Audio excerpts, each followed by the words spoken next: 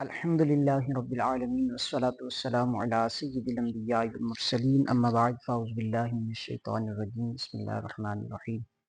درود پاک پڑھیے۔ الصلاة والسلام علیک یا سیدی یا رسول اللہ وعلی آلک واصحابک یا سیدی یا حبیب اللہ۔ الصلاة والسلام علیک یا رحمت للعالمین وعلی آلک واصحابک یا خاتم النبیین۔ فقہی اصطلاحات وہ ہم نے ان کا درس سنا۔ آج ہم باقاعدہ اپنے کورس کا آغاز کریں گے، جس میں سب سے پہلے ہم نماز سے جو ہے وہ آغاز کریں گے۔ اللہ تعالیٰ نے قرآن حکیم کے اندر ارشاد فرمایا وَأَقِیمُوا الصَّلَاةَ، اور نماز قائم کرو۔ اب قرآن دلیل قطعی ہے، قرآن دلیل قطعی ہے، اور جو دلیل قطعی سے ثابت ہو اسے فرض کہتے ہیں۔ ٹھیک ہو گیا جی؟ تو نماز پڑھنا یہ فرض ہے۔ وَأَقِیمُوا الصَّلَاةَ،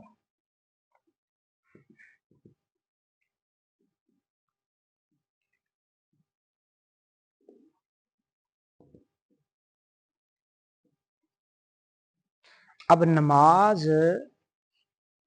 جب ہم پڑھتے ہیں اس کے لیے چند چیزیں ہمارے لیے فرض ہیں کہ ہر نماز میں ان کاموں کو لازمی کیا جائے، چاہے وہ نفل نماز ہے، چاہے وہ فرض نماز ہے، چاہے وہ سنت نماز ہے، چاہے وہ وتر نماز ہے، واجب نماز ہے، چاہے اس کی 2 رکعتیں ہیں، 3 رکعتیں ہیں یا 4 رکعتیں ہیں۔ کچھ کام ہر نماز میں کرنا فرض ہیں، اور کچھ کام واجب ہیں، کچھ کام سنت ہیں، کچھ کام جو ہے وہ ان کا کرنا مستحب ہے، کچھ کا ارتکاب مکروہ تحریمی ہے، اور کچھ کا ارتکاب نماز کو توڑ دے گا۔ ٹھیک ہو گیا؟ اب نماز شروع کرنے سے پہلے بھی کچھ کام کرنا ہمارے لیے ضروری ہیں، اور وہ کام ہیں 6۔ ان کاموں کی تعداد کتنی ہے؟ 6۔ نماز شروع کرنے سے پہلے 6 کاموں کا کرنا یہ ہم پر ضروری ہے، یوں کہہ لیں ہم پہ فرض ہے۔ ہم وہ 6 کام کر لیں، تو جب وہ 6 کام کر لیں گے تو ہماری نماز شروع ہوگی۔ ان کو کہتے ہیں نماز کی شرائط۔ ان کو کیا کہتے ہیں؟ نماز کی شرائط۔ شرائط نماز، شرائط نماز یعنی یہ 6 چیزیں پائی جائیں گی تو ہی نماز کا وجود ہوگا۔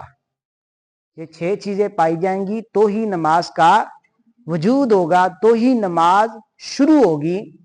اگر ان 6 میں سے کوئی ایک بھی بات نہ پائی گئی تو بھلے ہم نے جو ہے وہ سبحانک اللہم سے لے کے سلام تک ساری نماز پڑھی ہے، وہ ہماری نماز نہیں کہلائے گی۔ ٹھیک ہو گیا جی؟ اب وہ 6 کام کون کون سے ہیں؟ نمبر 1 ہے طہارت۔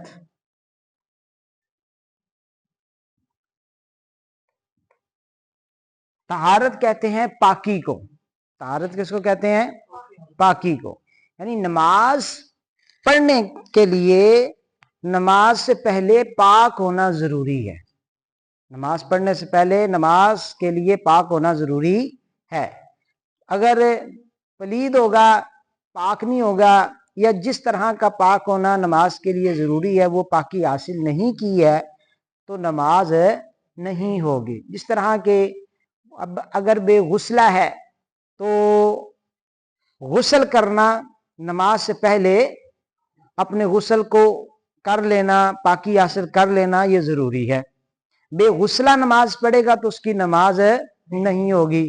بے وضو بندہ نماز پڑھے گا تو اس کی نماز نہیں ہوگی. تو نماز شروع کرنے سے پہلے پاک ہونا ضروری ہے. تو پہلی شرط ہے طہارت، اور دوسری شرط ہے ستر عورت. ستر عورت، ستر کہتے ہیں پردے کو، ستر کہتے ہیں پردے کو، اور عورت کہتے ہیں چھپانے کی شے، چھپانے کی شے. امرأتن عورتن، عورت کو عربی کے اندر کہتے ہیں امرا، بی بی، ہاں جی بیبیاں، تو ان کو کہتے ہیں امرا، بی بی. تو جو یہ فیمیل ہے اس کے بارے میں فرمایا گیا امرأتن عورتن، فیمیل چھپانے کی شے ہے، بی بی چھپانے کی شے ہے، اسی لیے اس کو عورت کہا جاتا ہے کہ اس کو چھپایا جائے، چھپا کر کے رکھا جائے، پردے میں رکھا جائے، اور یہ اپنے آپ کو پردے میں رکھے. تو ستر کہتے ہیں چھپانے کو، عورت کہتے ہیں اس شے کو کہ جو چھپانے والی ہو، عورت کہتے ہیں اس شے کو جو چھپانے والی ہو. تو نماز میں ستر عورت سے مراد ہے چھپانے والی شے کو چھپانا، یعنی جسم کا وہ حصہ کہ جس کا چھپانا فرض ہے، یعنی ہماری شرمگاہ. ٹھیک ہو گیا؟ تو ہمارے جسم کی شرم والا جو حصہ ہے اس کا چھپایا جانا نماز پڑھنے سے پہلے اس کا چھپانا ضروری ہے. اور یوں ہی نماز کے دوران بھی ستر عورت رہے گا، نماز کے دوران بھی شرمگاہ کو چھپائے رکھے. جس طرح پہلے وضو کرنا ضروری ہے، نماز کے دوران بھی وضو کا ہونا ضروری ہے، اسی طرح نماز سے پہلے ہی ستر کا اہتمام کر لے، اور نماز کے دوران بھی جو ہے اس کا ستر چھپا ہوا ہونا ضروری ہے. نمبر 3 پہ ہے استقبال قبلہ. استقبال قبلہ،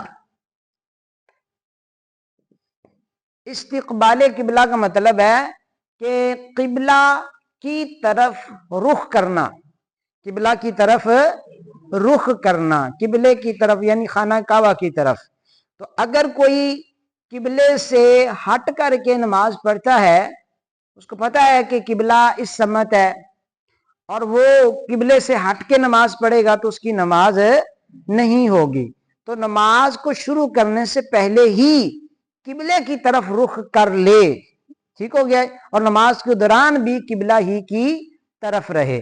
تو استقبال قبلہ جو ہے یہ بھی نماز کی شرط ہے.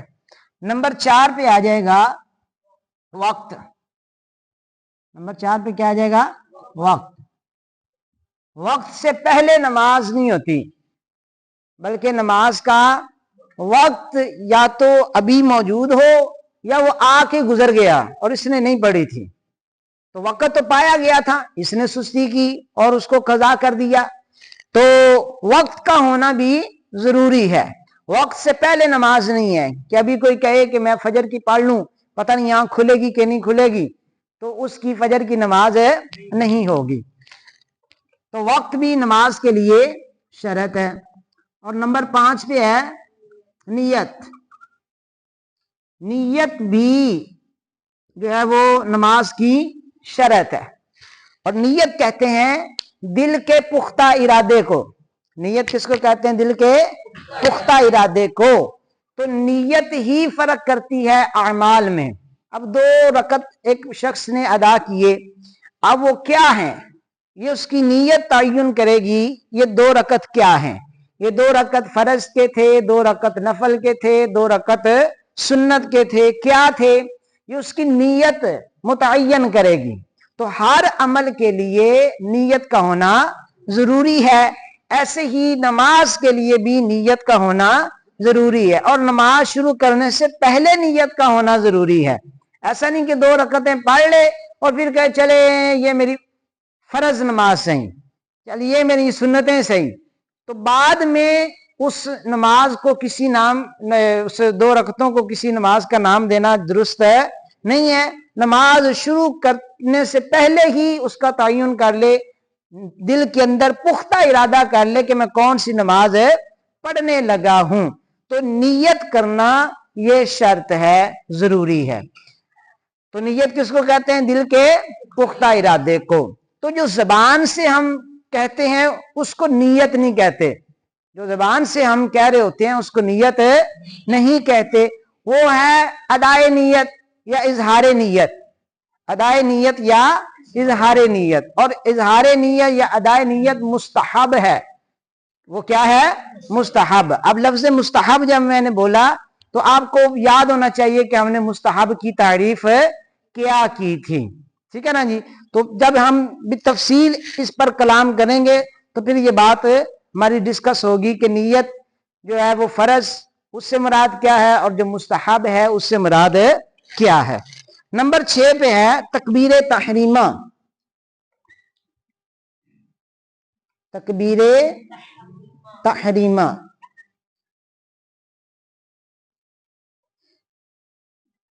तकबीर तहरीमा का लफ्जी मतलब है, तकबीर कहते हैं अल्लाह अकबर को।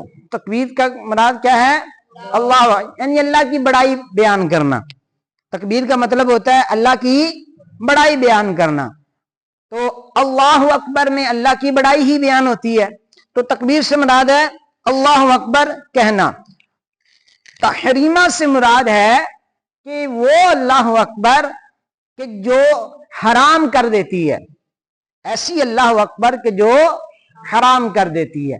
एक है तकबीर तहलीला, ऐसी तकबीर को जो हलाल करती है।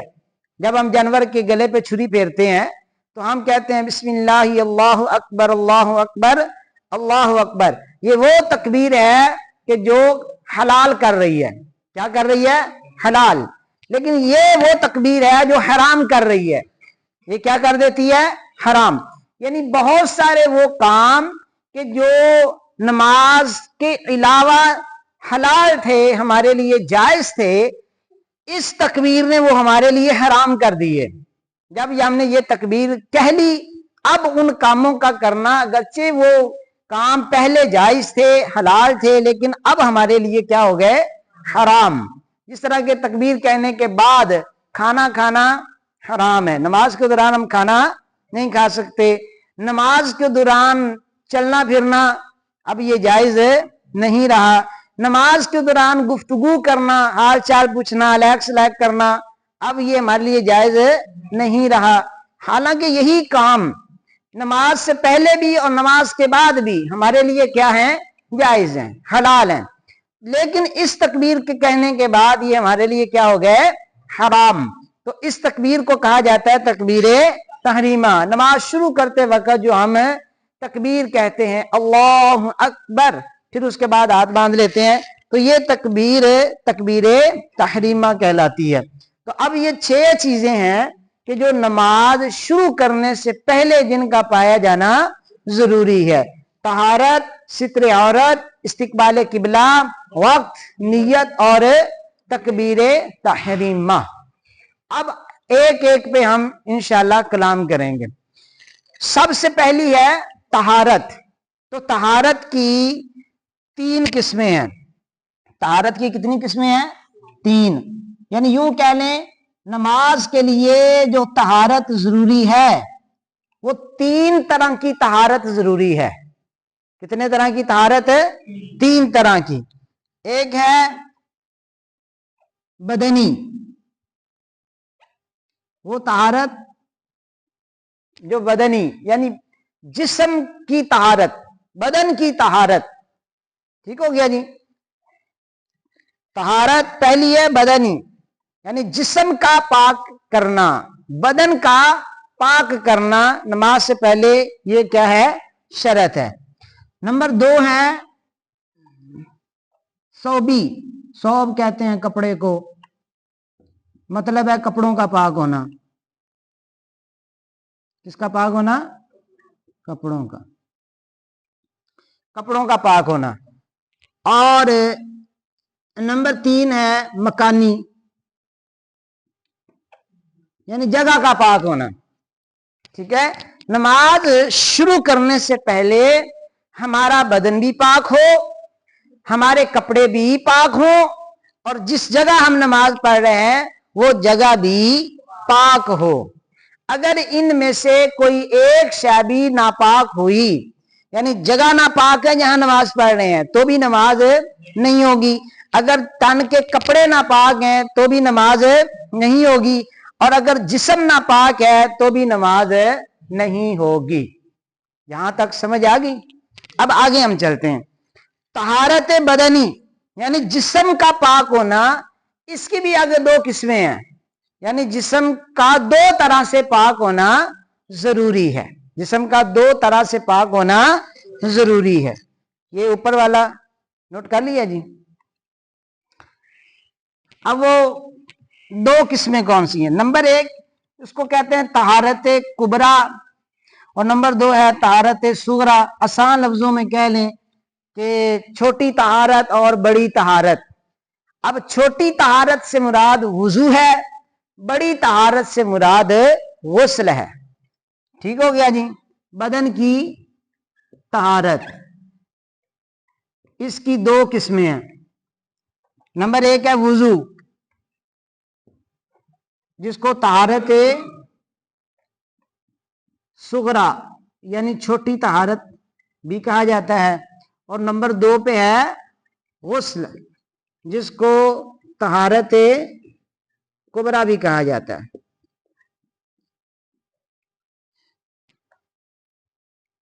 اب ان دونوں کا ہونا نماز شروع کرنے سے پہلے ان دونوں کا ہونا ضروری ہے. اب ہم گفتگو کریں گے پہلے وضو پہ ڈیٹیل کے ساتھ.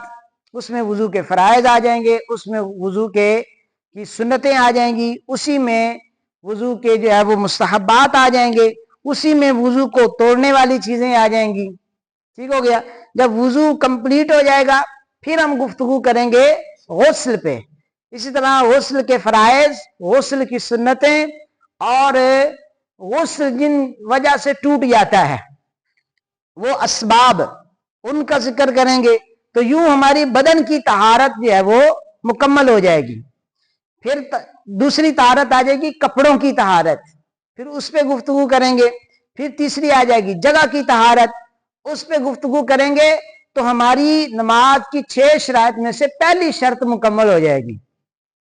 بات سمجھے نا؟ پہلی شرط تھی طہارت، اور دوسری کیا ہے؟ سترے عورت. تو اب وضو کے بارے میں کہ یہ نماز کے لیے شرط ہے، تو اس کے بارے میں اللہ تعالی نے قرآن حکیم کے اندر ارشاد فرمایا.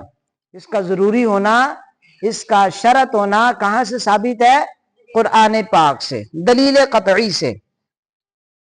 اللہ تعالی قرآن حکیم کے اندر ارشاد فرماتا ہے یا ایھا الذین آمنوا اذا قمتم الی الصلاۃ فاغسلوا وجوہکم وایدیکم الی المرافق وامسحوا برؤوسکم وارجلکم الی الکعبین.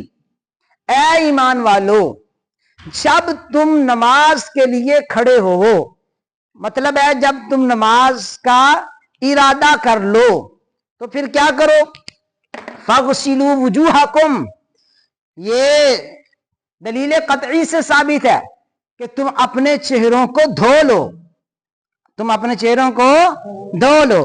اور جو بات دلیل قطعی سے ثابت ہو وہ کیا ہوتی ہے؟ فرض. تو ہم کہہ سکتے ہیں کہ وضو کا ایک فرض بیان ہو گیا. وضو کا ایک فرض بیان ہو گیا، اور وہ یہ ہے کہ وضو کا پہلا فرض ہے کہ اپنے چہروں کو دھو لیا جائے. اور پھر فرمایا وَأَيْدِيَكُمْ إِلَى الْمَرَافِقِ، اور اپنے ہاتھوں کو جو ہے وہ کہنیوں سمیت دھو لو. وَامْسَحُوا، یہ دوسرا فرض ہو گیا، یہ بھی دلیل قطعی سے ثابت ہے. وَامْسَحُوا بِرُؤُوسِكُمْ، اور اپنے سروں کا مسح کر لو، یہ اب تیسرا فرض ثابت ہو گیا. وَأَرْجُلَكُمْ إِلَى الْكَعْبَيْنِ، اور اپنے دونوں پاؤں جو ہیں گھٹنوں ٹخنوں سمیت دھو لو. ٹخنوں سمیت دھو لو، جس کو ہم گٹا کہتے ہیں اپنی زبان میں. تو ٹخنوں سمیت دونوں پاؤں کو دھو لو. اب یہ چوتھا فرض اللہ تعالیٰ نے بیان کر دیا، یعنی 4 باتوں کا حکم دیا اور یہ چاروں دلیلیں قطعی سے ثابت ہیں، لہذا ہم کہہ سکتے ہیں کہ وضو کے 4 فرائض ہیں۔ وضو کے کتنے فرائض ہیں؟ 4۔ اور یہ آیت کریمہ ہے سورہ المائدہ کی آیت نمبر 6، سورہ المائدہ کی آیت نمبر 6۔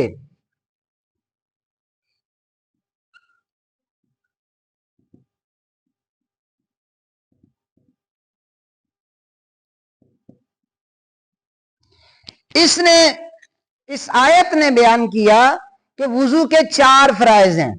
وضو کے کتنے فرائض ہیں؟ 4۔ ہم کہہ سکتے ہیں وضو کے 4 فرائض ہیں، اور فرض وہ ہوتا ہے جو دلیل قطعی سے ثابت ہو۔ اب پہلا ہے چہرہ دھونا، نمبر 2 ہے دونوں ہاتھ کہنیوں سمیت دھونا، اور نمبر 3 پہ ہے سر کا مسح کرنا، اور نمبر 4 پہ ہے دونوں پاؤں ٹخنوں سمیت دھونا۔ کس سمیت دھونا؟ ٹخنوں سمیت دھونا۔ تو اب یہ 4 فرض ہو گئے وضو کے۔ اب یہاں پر آپ اگر توجہ فرمائیں تو ایک تھوڑی سی علمی گفتگو ہو جائے، کیا خیال ہے؟ ہو جانی چاہیے، تاکہ ہمیں سمجھ بھی آ جائے کہ اگر علماء کا اختلاف ہوتا ہے تو وہ کس بنیاد پہ ہوتا ہے۔ آیت کریمہ کے اندر اللہ تعالیٰ نے جو ارشاد فرمایا نا، اب عربی گرامر کے اندر آخری جو اعراب ہوتا ہے نا اس کی وجہ سے معنی متعین ہوتا ہے۔ عربی گرامر میں ایک سادہ سا اصول میں آپ کو عرض کرتا ہوں، کسی بھی جو کلمہ ہے، لفظ ہے، اس کا جو آخری اعراب ہے وہ معنی متعین کرتا ہے کہ یہ فاعل بنے گا، مفعول بنے گا، مجرور بنے گا، کیا ہوگا۔ ٹھیک ہو گیا جی۔ اب میں آپ کو ایک مثال دے کے پھر انشاءاللہ قرآن پاک کی اس آیت کی طرف آتا ہوں۔ مثال ہے ضرب زید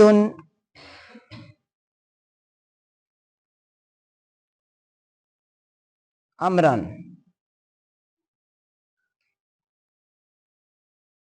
واو آ جائے تو امر پڑھا جاتا ہے، پچھلے دنوں بیان ہوا تھا نا جی۔ اچھا، امرن، ضرب زید امرن۔ اب زیدن اس کا آخری حرف کیا ہے؟ دال، جس کے اوپر یہ حرکت آئی ہوئی ہے۔ ٹھیک ہو گیا جی۔ اسی طرح یہ واو تو تھا امر کو بیان کرنے کے لیے، اصل کا اس کا اعراب جو ہے وہ راہ کے اوپر ہے۔ اصل اعراب کس کے اوپر ہے؟ یہ اس کو آپ چھوڑیں، اس میں آپ پھر پریشان ہو جائیں گے، کوئی اور نام لیتے ہیں جس کے اندر یوں اس طرح کی پریشانی نہ ہو، جس طرح کے عثمان، عثمان لے لیتے ہیں، عثمانہ۔ اب یہ نون کے اوپر اعراب آ گیا زبر کا۔ اب ضرب زید عثمانہ، ضرب زید عثمانہ، ضرب اس نے مارا، ضرب اس نے مارا۔ مارنا ایک کام ہے، مارنا ایک کام ہے، اور کام کرنے والے کو کہتے ہیں فاعل، جس نے کام کیا، اور جس پر کام واقع ہوا ہو اس کو کہتے ہیں مفعول، اس کو کیا کہتے ہیں؟ مفعول۔ اب ضرب اس نے مارا، اس نے مارا، کس نے؟ زید نے کہ عثمان نے؟ یہ ہمیں کیسے پتا چلے گا؟ یہ اعراب بتائے گا۔ یہ کیا بتائے گا؟ اعراب۔ تو جب جو فاعل ہوتا ہے اس کے آخر میں پیش آتی ہے، اس کے آخر میں کیا آتی ہے؟ پیش۔ تو یہ پیش کی تنوین بتا رہی ہے کہ زید اس مار کا فاعل ہے، یہ مارنے والا کون ہے؟ زید۔ یہ ہمیں کس نے بتایا؟ اس پیش نے بتایا۔ کس نے بتایا؟ اسے پیش نے بتایا۔ تو اب زید بن گیا فاعل، اس نے مارا یعنی زید نے مارا۔ عثمانہ، یہ زبر بتا رہی ہے کہ یہ مفعول ہے، زبر بتا رہی ہے یہ کیا ہے؟ مفعول ہے. عثمان کو، ٹھیک ہو گیا، زید نے مارا عثمان کو. لیکن اگر یہی عبارت ہو، اعراب تبدیل ہو جائے، یعنی دارابا زیدن ہو جائے اور عثمانو ہو جائے، اب ترجمہ کیا بنے گا؟ کس نے مارا؟ عثمان نے مارا. کس کو مارا؟ زید کو مارا. سمجھ آ گئی ہے نا؟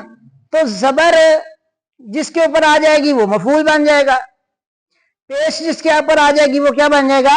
فاعل بن جائے گا. سادہ سی مثال آپ کے سامنے میں نے رکھی. اب آتے ہیں قرآن پاک کی اس آیت کریمہ کی طرف. اللہ تعالی ارشاد فرماتا ہے جب تم نماز کے لیے اٹھو، یعنی نماز کا جب تم ارادہ کر لو تو فغسلو، تم دھوو، فغسلو تم دھو لو. اب یہ صیغہ امر کا ہے، فغسلو، اس کے اندر ضمیر جو ہے نا وہ اس کا فاعل ہے، دھو لو تم، یہ تم اس کا فاعل ہے. تم کیا اس کا؟ دھونے والے کون ہوں گے؟ اہل ایمان. اہل ایمان سے کہا تم دھوو، تو دھونے کا فعل کنہوں نے کرنا ہے؟ اہل ایمان نے کرنا ہے. تو دھونے والے ہوئے اہل ایمان. لیکن دھونا کس کو ہے؟ دھونا کس کو ہے؟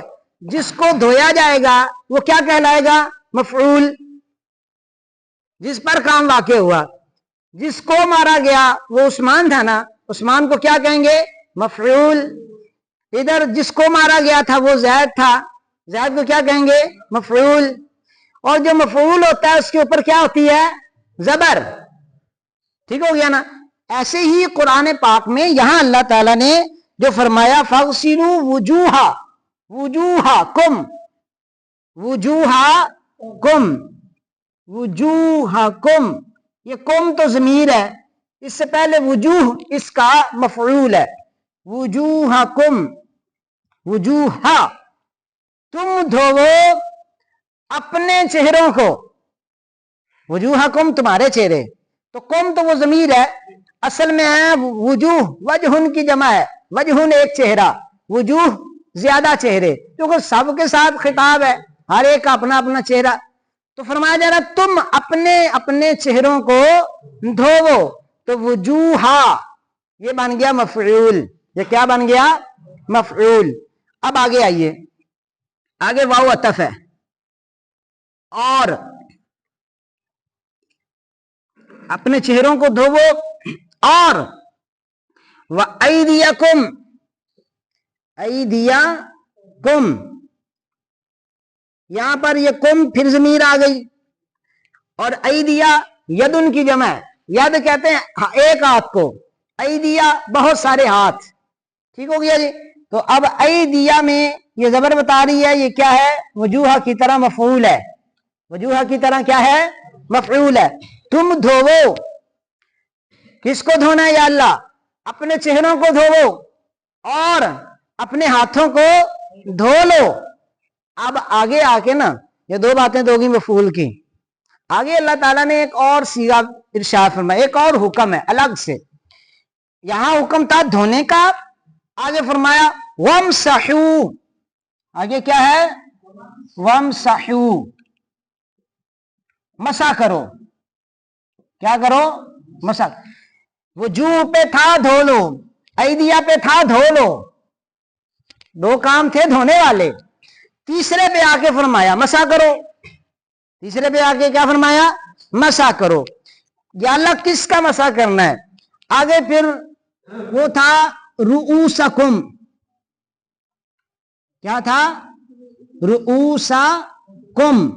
لیکن عربی قاعدے کے مطابق کبھی کبھار با داخل ہو جاتی ہے، با حرف جر ہے، وہ داخل کر دیا تو بنا برؤوسکم، برؤوسکم. با نے اس کو دے دی زیر، با نے اس کو کیا دے دی؟ زیر. تھا زبر، لیکن با کی وجہ سے آ گئی زیر. جس طرح بسم اللہ، بسم اللہ اصل میں تھا اسم اللہ. یہ جو ہے نا بسم اللہ، یہ اصل میں تھا اسم اللہ. میم کے اوپر تھی پیش، میم کے اوپر کیا تھی؟ پیش. لیکن جب با داخل ہو گئی الف کثرت استعمال کی وجہ سے گر گیا، اس با نے اسے بھی زیر دے دی، بن گیا بسم اللہ. بسم اللہ نہیں رہا. بات سمجھ آ رہی ہے؟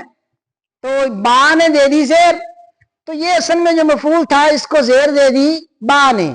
وَامْسَحُوا بِرُؤُوسِكُمْ، اپنے سروں کا کیا کرو؟ مسا. یہاں تک تو بات بالکل سیدھی سادی تھی. آگے آ کے بات جو ہے نا وہ ذرا وہ اس نے بعضوں کو پریشان کر دیا. وہ آگے کیا تھا؟ آگے اللہ فرماتا ہے وَأَرْجُلَكُمْ، وَأَرْجُلَكُمْ،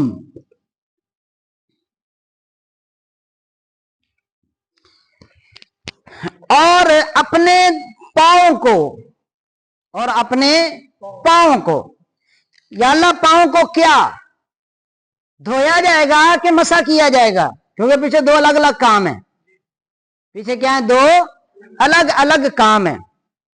اب اگر تو ہو ارجلیکم، اگر کیا ہو ارجلیکم، تو پھر عطف ہوگا رؤوسکم پہ.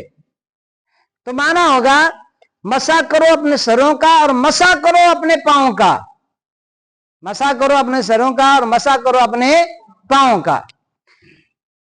لیکن اگر ہم ارجلکم پڑھیں تو پھر عطف ہوگا ایدیکم اور وجوہکم کے اوپر، اور ان کا جو ہے وہ فاعل ہے فاغسلوا. فعل جو ہے وہ ہے فاغسلوا. تو مطلب ہوگا چہروں کو دھوو، ہاتھوں کو دھوو، پاؤں کو دھوو. ٹھیک ہو گیا؟ یہ معنی دھونے والا کس نے کیا؟ زبر نے آ کے. دھونے والا معنی کس نے کیا؟ زبر نے آ کے. اور مسے والا معنی کس نے کیا؟ زیر نے آ کے. تو یہاں پر آ کے نا لوگ مختلف ہو گئے. یہاں پر آ کے لوگ مختلف ہو گئے، اور یہاں پر کچھ نے ارجلیکم اس کو پڑھا برؤوسکم پر عطف کرتے ہوئے، اور انہوں نے کہا نہیں جی پاؤں کا بھی مسح فرض ہے. پاؤں کا بھی کیا فرض ہے؟ مسح فرض ہے. بات سمجھ آ رہی ہے؟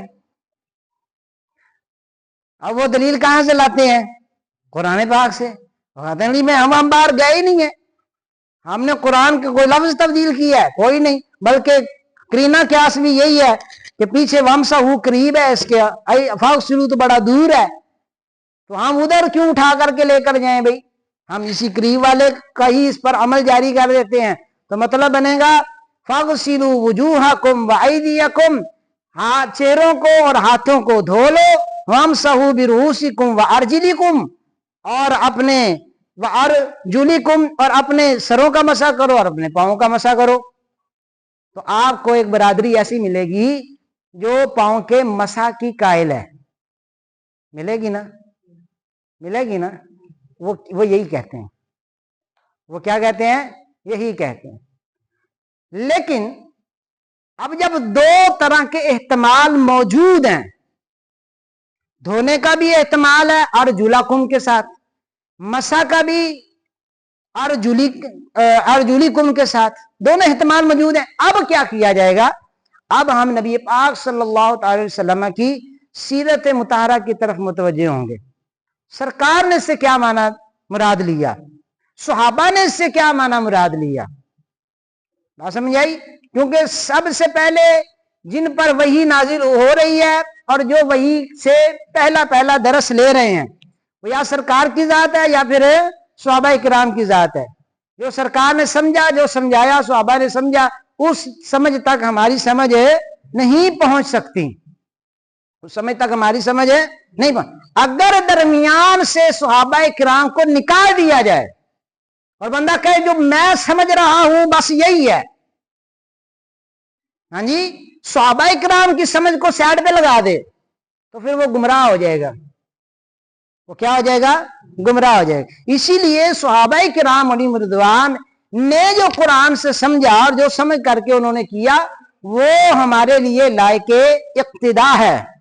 اس لیے نبی مکرم صلی اللہ علیہ وسلم ارشاد فرماتے ہیں اصحابی کالنجوم فبأیہم اقتدیتم اہتدیتم، میرے صحابہ ستاروں کی طرح ہیں، ہاں جی، جس کے بھی پیچھے چلو گے، جس کی بھی پیروی کرو گے، تم ہدایت کو پا جاؤ گے۔ یہاں تک بات سمجھ آ گئی؟ اب انشاءاللہ اس پر جو ہے نا وہ ہم کل گفتگو کریں گے، بلکہ خلاصہ اس کا یہ ہے کہ ہم جتنی بھی احادیث پڑھتے ہیں نا، جتنی بھی احادیث پڑھتے ہیں، سیاہ ستہ کی ہوں یا دیگر کتب احادیث کی، کہیں بھی رسول اللہ صلی اللہ علیہ وسلم یا صحابہ کرام علیہم رضوان نے پاؤں کا مسح نہیں کیا، البتہ موزوں کا مسح ضرور کیا ہے۔ تو اب اگر برؤسکم پر اس کو عطف کر کے بھی پڑھ لیا جائے نا کہ اور پاؤں کا مسح کرو، تو مراد ہوگی کہ جب تمہارے پاؤں کے اوپر موزے چڑھے ہوئے ہوں تو اس وقت برؤسکم کے اوپر عطف کرتے ہوئے تم اپنے موزوں کا مسح کر لیا کرو، کہ یہی میرے نبی نے تم اپنی امت کو سکھایا ہے۔ اور جب پاؤں ننگے ہوں، موزوں سے باہر ہوں، تو اس وقت یہ ارجلکم ہی پڑھا جائے گا، اور ارجلکم کے مطابق ہی فغسلوا کا عمل اس پہ داخل ہوگا، اور تمہیں اپنے پاؤں دھونا پڑیں گے۔ ٹھیک ہو گیا جی؟ اللہ تعالیٰ